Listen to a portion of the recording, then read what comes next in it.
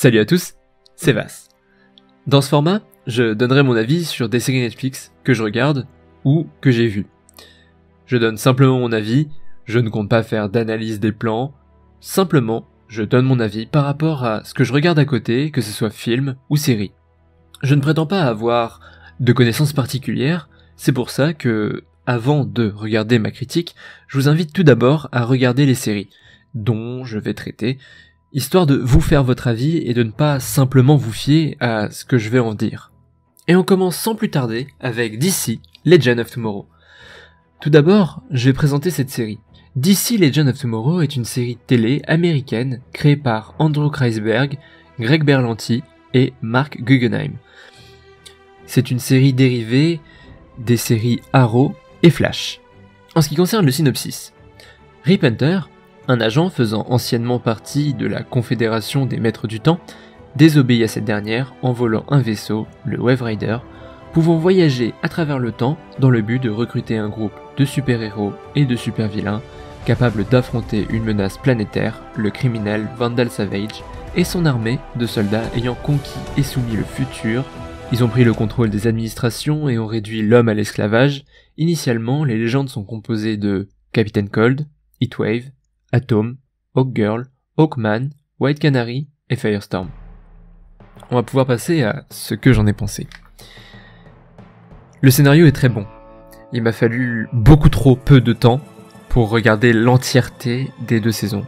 Bien évidemment, je parle des 2 saisons car c'est ce qui est disponible sur Netflix et je ne traite uniquement de ce qui est disponible sur Netflix. Mais, car il y a un mais, même si les acteurs Dominic Purcell et Wentworth Miller sont un grand plaisir à revoir, et je les adore, sincèrement, mais je trouvais que leur rôle ne sortait pas assez, quand ils étaient en duo en tout cas, des rôles qu'ils avaient dans Prison Break, notamment Wentworth Miller qui joue encore une fois le cerveau de la bande et Dominic Purcell qui lui joue simplement le décérébré qui fait les gros bras.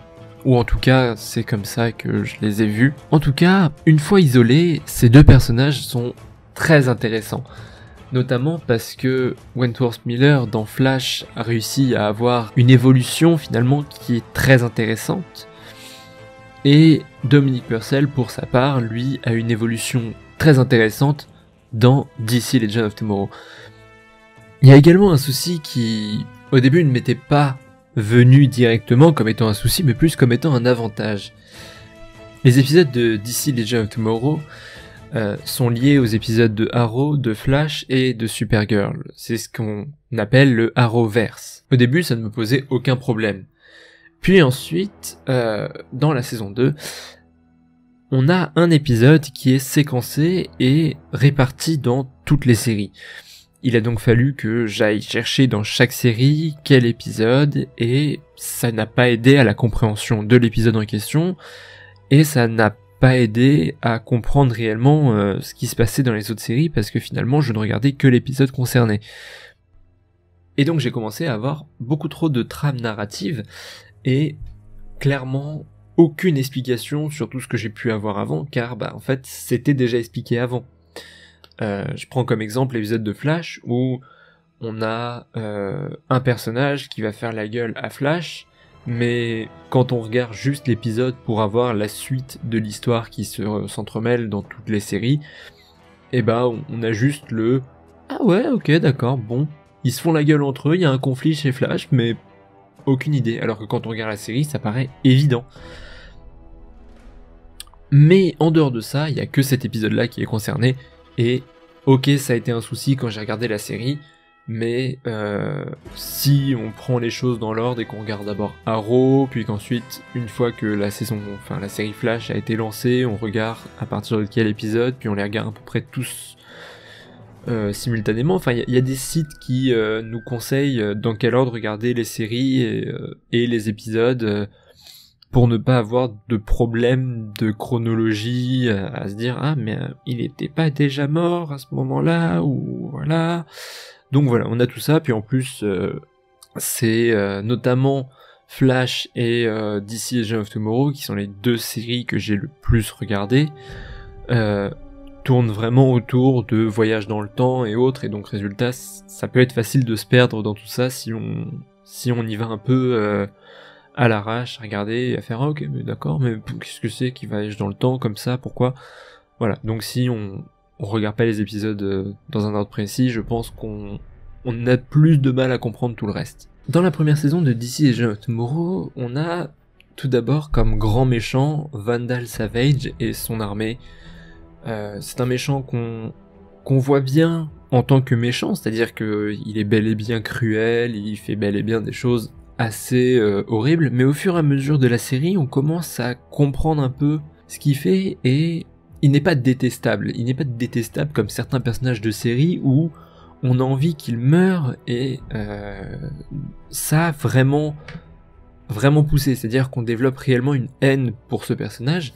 Là, autant, ok, le personnage est méchant, mais on comprend assez vite que finalement, il n'est pas... Il a ses motivations qui font que, ok, effectivement, il fait ça, c'est pas bien, c'est assez méchant, c'est cruel même, mais à côté de ça, il a une raison derrière, et même si on peut ne pas l'approuver, voilà, c'est validé, enfin c'est justifié, c'est pas ah là là, scrogneux, je suis méchant pour être méchant. Et la saison 2, on a un autre méchant tiré de l'univers de Flash, et on voit très vite que, ok, c'est un méchant, il fait des trucs assez horribles, mais on apprend plus tard que, bah ouais, mais non.